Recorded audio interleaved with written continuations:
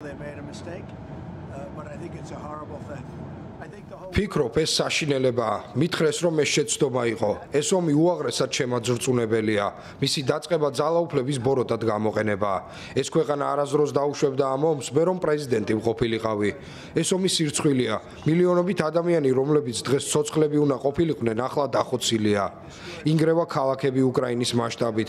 მთლიანად განადგურებულია კულტურა, ეკლესიები, სამრეკლოები, ლამაზი არქიტექტურა. ყველაფერი, რაც უკრაინას ჰქონდა და რაც ყველასათვის განსაკუთრებული იყო.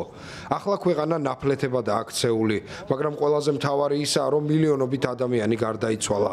ის ადამიანები, რომლებიც არ უნდა დაღუპულიყვნენ. იფიქრეთ ამაზე, დაფიქრდით, რას ნიშნავს გაყალბებული არჩევნები. არ გვექნებოდა უკრაინის ომი, არც რუსეთ-უკრაინის დაძაბული ვითარება, არც 7 ოქტომბრის ტერაქტი და ომი ისრაელსა და მთელ ახლო აღმოსავლეთში. არ გვექნებოდა ინფლაცია და ჩვენი ქვეყნის ისტორიაში ყველაზე სამარცხვინო დღე, გულისხმობ ავღანეთს. ეს იყო ერთ-ერთი ყველაზე დამამცირებელი მომენტი ჩვენი ქვეყნის ისტორიაში. ეს ყველაფერი არ მოხდებოდა. პუტინი ვერასდროს დაიწყებდა ამ ომს. Country that's Afghanistan.